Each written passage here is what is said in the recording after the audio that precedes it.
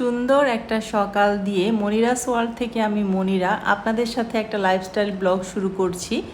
আসসালামু আলাইকুম everyone, welcome back to Monira's world. এখন বাজে সকাল 6টা থেকে আজকের ভিডিওটা আমি শুরু করলাম। সারাদিন কি করব, রান্নাবান্না করব, কি করছি, সংসারের কাজ সব কিছু নিয়েই থাকবে আমার আজকের লাইফস্টাইল ব্লগটি। সকালবেলার ওয়েদারটা যেমন সুন্দর, ঠিক তেমনি হচ্ছে পাখির কলকাকলি ডাক খুব সুন্দর, খুব ভালো লাগে। কিন্তু সেজন্য কিন্তু রিয়েল ভয়েসটা রেখে আমি আপনাদের মাঝে ভিডিওটা শেয়ার করছি। পরিমাণ বাতাস যে আসে,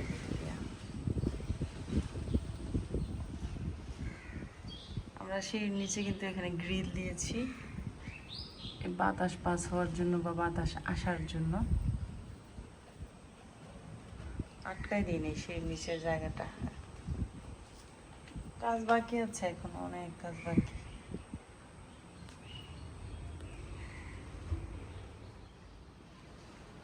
মোটরটা ছাড়বো, ছেড়ে খাওয়ার পানি নিব।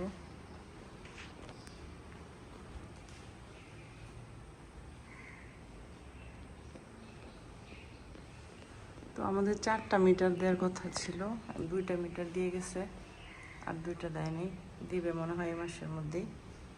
মোটরটা ছেড়ে দেই, বিসমিল্লাহ।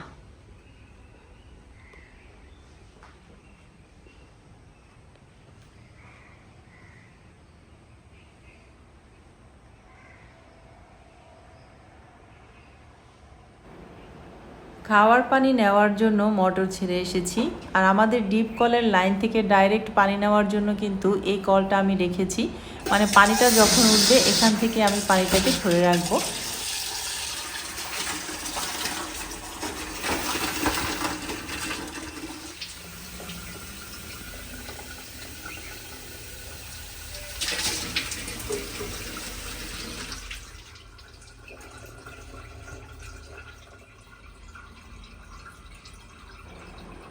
পানি নেওয়া শেষ করেই মোটরের সুইচটা অফ করে দিচ্ছি। এখনও আমাদের মোটরটা অটো করা হয়নি, আমার আব্বা অটোর যে মেশিনটা সেটা দিয়ে গেছে, কারেন্টের মিস্ত্রি আসে নাই, সেজন্য আর লাগানো হচ্ছে না।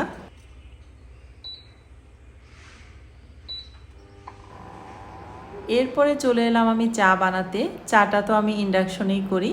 অনেক আপুদেরই প্রশ্ন ছিল আমার চুলাটা ইন্ডাকশন না ইনফ্রারেড। আমার এটা কিন্তু ইন্ডাকশন চুলা। আমার স্টিলের যত পাতিল আছে সব পাতিলগুলোই বসানো যায়, মার্বেল কোটেড পাতিলগুলোও বসানো যায়। আমার সেইভাবেই পাতিলগুলো কেনা, যেন আমি ইন্ডাকশনেও বসাতে পারি। আমার ভিডিওগুলোতে আমি মাঝে মাঝেই কিছু আপুদের কমেন্ট দেখতে পাই যেন আমার স্টিলের পাতিল, আমার হানিকম যে কড়াইটা আছে সেটা, এগুলো ডিটেলস যেন আমি একটা ভিডিও বানাই। ইনশাল্লাহ আমি চেষ্টা করব আমার এই পাতিল হাঁড়িগুলো নিয়ে একটা ভিডিও আপনাদের মাঝে শেয়ার করতে। কয়েকজন আপু বলেছিলেন চায়ের রেসিপি দিতে। আসলে আমি দুধ আর চিনিটা হচ্ছে প্রথমে খালি পানি বসাই, তারপরে দুধ চিনি দিয়ে একটু জাল করে তারপরে চা পাতা দিই। সবাই কিন্তু একরকমভাবে চা বানায় না, আমি যেভাবে বানাই সেটাই বললাম আপনাদেরকে। আর মাশাল্লাহ চায়ের কালারটা দেখেন কত সুন্দর হয়েছে। অনেক আপুরাই বলেছেন যে আপু তোমার চায়ের কালার দেখে খেতে ইচ্ছে করছে। আমার বোন কি বলে জানেন, চা যখন বানাই গন্ধে নাকি ওর চায়ের নেশা কেটে যায়, বলে যে মোটু পাতলুর মতন চায়ের ঘ্রাণে নাকি ওর মাথা ব্যথা সেরে যায়। তো যাই হোক, চাটা কিন্তু কাপে কাপে নিয়ে নিলাম, ওর বাবাকে দিলাম, আমিও একটু নিলাম। যদিও আমার খুব একটা চা খাওয়া হয় না, মাঝে মাঝে এই সকালবেলায় ওর বাবার সাথে একটু চা খেতে ইচ্ছে করে, আমি অ্যাভয়েড করতে চাই, তারপরেও খেয়ে ফেলি। তো দুইজনে একটু গল্প করতে করতে চা, বিস্কিট, পাউরুটি খেয়ে নিলাম। পেঁয়াজ, রসুন আর কাঁচামরিচ এটা কোথা থেকে কিনেছি অনেক প্রশ্ন এসেছে অনেক আপুদের। হোম অ্যান্ড মোর পেজ থেকে কেনা। চা খাওয়া শেষ করে ওর বাবা চলে গেল গাছগাছালিতে পানি দিবে, একটু কাটা ছাটার প্রয়োজন হলে সেগুলো কাটবে, মানে সে তার কাজে চলে গেল। আমি চলে এসেছি আমার কাজের জায়গায়, একটু ঝাড়টাড়া দিয়ে নিচ্ছি সোফা, তারপর সব কিছু একটু ঝেড়ে তারপরে রুমটাকেও একটু ঝাড়ু দিয়ে ফেলবো, এরপরে খালা এসে মুছে নিবে। আমার ডেলিভারি ম্যানের দাদু মারা গিয়েছে, তো ডেলিভারি ম্যান আজকে 3 দিন যাবৎ রংপুরে চলে গিয়েছে। আমি অনেক আপুদের পার্সেলই ডেলিভারি দিতে পারিনি, অল্টারনেটিভ একজনকে পাঠানো হয়েছিল, তাকে ওরকমভাবে সব পার্সেল আমি দেইনি। ভাবলাম যে সে রংপুর থেকে আসলেই পার্সেলগুলো সব পাঠাবো। অনেক আপুরাই হয়তো অপেক্ষায় আছেন, অনেক আপুরাই মেসেজ দিচ্ছেন যে আপু এখনও তো পেলাম না, ইনশাল্লাহ পেয়ে যাবেন। সকালবেলায় ঠান্ডা মাথায় নিরিবিলিতে বিজনেসের কাজটা শেষ করব, চা তো খেয়ে নিয়েছি, এরপরে হচ্ছে বাকি সব কাজ করব। আজকে থেকে আমার জন্য অনেক বড় একটা সুখবর, আপনাদের ভাইয়া বিজনেসের কাজে আমাকে হেল্প করবে। আগে তো আরিয়ানা করতো, এরপরে আইমান করে, তো আইমানের পড়ালেখা আছে, ওর সময় সুযোগ সব কিছু হয়ে ওঠে না আমাকে সময় দেওয়ার জন্য। সেজন্য আপনাদের ভাইয়াকে কয়দিন ধরেই আমি বলছিলাম যে তুমি আমাকে একটু বিজনেসে হেল্প করো, এতে আমার অনেক বেশি উপকার হবে। তো বলল যে আজকে থেকে শুরু করবে। এমনিতে তো সব ব্যাপার হেল্প করেই, কারণ প্রোডাক্টগুলো তো তাকে ছাড়া আমার আনা পসিবল হতো না সে না থাকলে। আপনারা অনেকেই প্রশ্ন করেন, আপনাদের অনেক অনেক কমন একটা প্রশ্নের উত্তর আজকের ভিডিওতে আমি দিচ্ছি। আপনারা জানতে চান ভাইয়া কি আর ইটালি যাবে না? হ্যাঁ, ভাইয়ার তো ইটালির নাগরিকত্ব আছে, হয়তো কখনো যাবে। আর একজন দেখলাম খুব আগ্রহ আপনার, বেশ কয়েকটা ভিডিওতে আপনি কমেন্ট করেছেন আমার হাজব্যান্ড এখন কিছু করছে কিনা।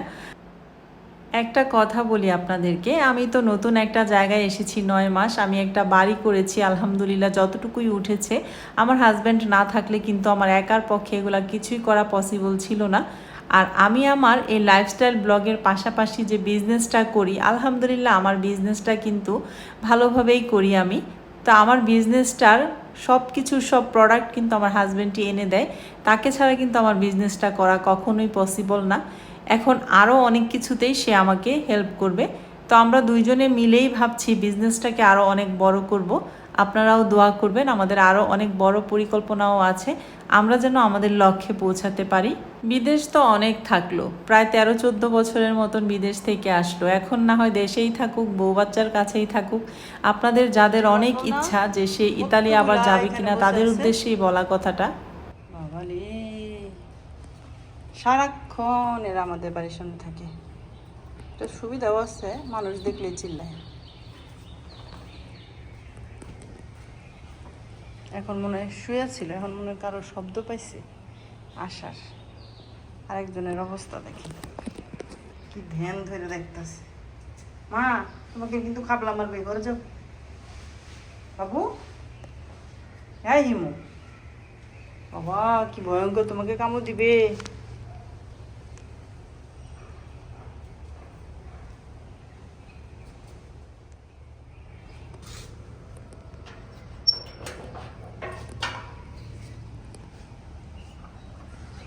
মানুষ দেখলে আবার দৌড় দেয়। এখানে থাকে, এই যে এখানে অল টাইম এখানে বসে থাকে, পাহারা দেয়।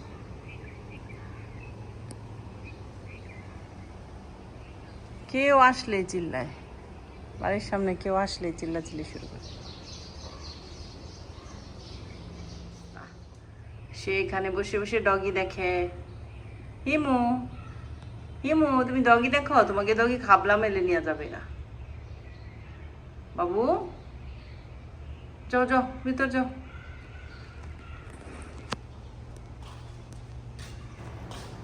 আমার আরিয়ানার বিয়ে হয়ে গেছে, আমার ছেলে, আমার হাজব্যান্ড আর আমরা 3 জন আমাদের পরিবারের সদস্য। আমার হাজব্যান্ড যদি এখন বিদেশ চলে যায়, আমার হাজব্যান্ড যাবে যদি আমি বলি, কিন্তু আমিই চাচ্ছি না আমার হাজব্যান্ড এখন বিদেশে যাক, কারণ আমার ছেলেটা বড় হয়েছে আর আমি চাই আমার ছেলেটাকে ভালোভাবে মানুষ করতে। যেহেতু ওর বাবা স্কুলে নিয়ে আসে, নিয়ে যায়, আগে তো উত্তরায় থাকতে আমি নিয়ে যেতাম, নিয়ে আসতাম, কিন্তু এখন তো আর সেটা পসিবল না, ওর বাবাই নিয়ে যায়। তো আমি চাই না এই সব কিছু ফেলে আমার হাজব্যান্ড এখন আর ইতালি যাক, সেজন্যই ওর বাবা যাচ্ছে না। তো আপনাদের যাদের অনেক অনেক জানার ইচ্ছা ছিল যে ভাইয়া কি আর ইতালি যাবে না, আশা করছি আমার আজকের ভিডিও থেকে উত্তরটা পেয়ে যাবেন। তো আপনাদের সাথে কথা বলতে বলতে এদিক থেকে কিন্তু আমার হাজব্যান্ড আর আমি মিলে পার্সেলগুলো রেডি করে ফেলেছি। আজকে থেকে ইনশাল্লাহ আপনাদের ভাইয়া আর আমি মিলেই বিজনেসের সব কাজ করব। আগে তো আরিয়ানা আমাকে হেল্প করতো, এরপর আইমান কিছুদিন করেছে। তো আমি চাই না আমার ছেলের পড়াশোনার ক্ষতি করে আমাকে কাজে হেল্প করুক, সেজন্য আমি এই সিদ্ধান্তটা নিয়েছি। আমার হাজব্যান্ড আর আমি মিলেই এখন আমরা ভালোভাবে বিজনেসটা করার চেষ্টা করব এবং আমাদের বিজনেসটাকে আরও অনেক বড় করার স্বপ্ন আছে আমাদের। আপনারা যারা আমাকে ভালোবেসে অনেক অনেক দূর থেকে আমাকে দেখেন, দেশে এবং দেশের বাইরে থেকে, সবাই মন থেকে দোয়া করবেন যেন আমি আর আমার হাজব্যান্ড মিলে, দুইজনে মিলে আর কি, আমাদের বিজনেসটা অনেক বড় করতে পারি। আমাদের যেন বিদেশে যাওয়ার প্রয়োজন না হয়, দেশে থেকে যেন আমরা সুখে দুঃখে মিলে থাকতে পারি। মেয়েটা তো আলহামদুলিল্লাহ ভালো একটা ফ্যামিলি পেয়েছে। আলহামদুলিল্লাহ আমার জামাই বাবা যে আমার মেয়ের অনেক টেক কেয়ার করে, সেই দিক থেকে আলহামদুলিল্লাহ বলতেই হয় যে আমি একটু নিশ্চিন্তই থাকি সব কিছু নিয়ে। এখন আমার একটাই শুধু চাওয়া, আমার ছেলেটা যেন মানুষের মতো মানুষ হয়। সেজন্য আমি চাই না ওর বাবা আর বিদেশে যাক, আমাদের সাথেই থাকুক, ছেলেটাকে যেন মানুষ করতে পারি। বলতে বলতে আজকে আপনাদেরকে অনেক কথা বলে ফেললাম। রান্নাও কিন্তু করে ফেলেছি, মুরগির মাংস রান্না করেছি, ডাল রান্না করেছি, ভাত রান্না করেছি।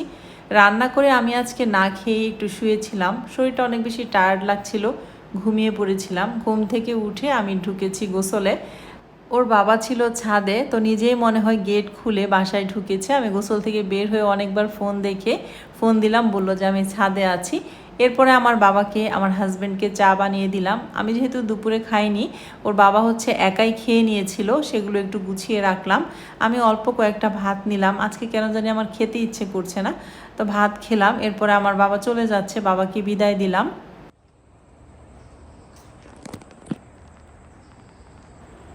সন্ধ্যা হয়ে গেছে, আজকের বিকালটা আর কোনো কাজেই লাগাতে পারিনি, ঘুমিয়েই কাটিয়ে দিয়েছি। আমার শোরুমের এই গ্লাস দুইটা কিন্তু সাদা। আপনারা কমেন্ট করে জানাবেন তো এখানে কি করা যায়, একটু আইডিয়া দিবেন।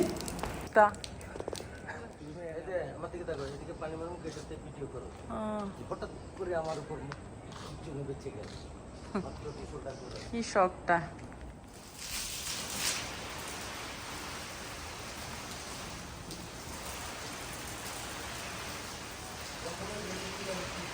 হ্যাঁ বাবা, প্রথমে ভেবেছিল বৃষ্টি। কে তুমি? আমি আমার বাবাকে বিদায় দিচ্ছিলাম, আপনাদের ভাইয়া ছাদে গাছে পানি দিচ্ছিল, সে হুট করে আমার উপরে পানি দিয়ে দিয়েছে। এখন আবার উপর থেকে কি বলছে জানেন, যে তুমি ভিডিওতে বলবা, আমি তো হঠাৎ বৃষ্টি মনে করেছিলাম, এখন দেখি যে উপর থেকে পানি ফেলছে। তো এই নিয়ে দুইজনে একটু দুষ্টামি করলাম। মশা আল্লাহ,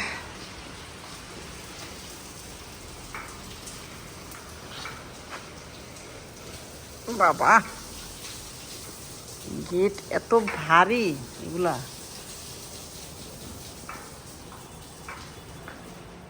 কয়েকজন আপু আমার গেটটা একটু ভালো করে দেখতে চেয়েছিলেন, একটু ভালো করে যেন আমি দেখাই পকেট গেটটা, বড় গেটটা। তো আমার গেটটা কিন্তু কমপ্লিট হয়নি এখনও, রং আরেকটা ফিনিশিং বাকি আছে, তো আপনাদের সাথে শেয়ার করছি। আর এটা হচ্ছে গাড়ির জন্য আর কি রাখা হয়েছে বড় গেটটা, আর এটা হচ্ছে পকেট গেট, এটা দিয়ে চলাফেরা করার জন্য রাখা হয়েছে। আর আমাদের গেটগুলো কিন্তু অনেক হেভি হয়েছে। খরচ কত পড়েছে একজন জানতে চেয়েছিলেন, মানে ডিটেলসটাই জানতে চেয়েছেন। আমাদের পুরো গেটটাতে খরচ হয়েছে 1,60,000 টাকা। গ্যারেজের কাজ মোটামুটি কমপ্লিট, শুধু নিচের টাইলসটা বাদে আর কি। লাইটিংগুলো কিছু লাগানো হয়েছে, কারেন্টের মিস্ত্রি এসে লাগাবে বাকিগুলো।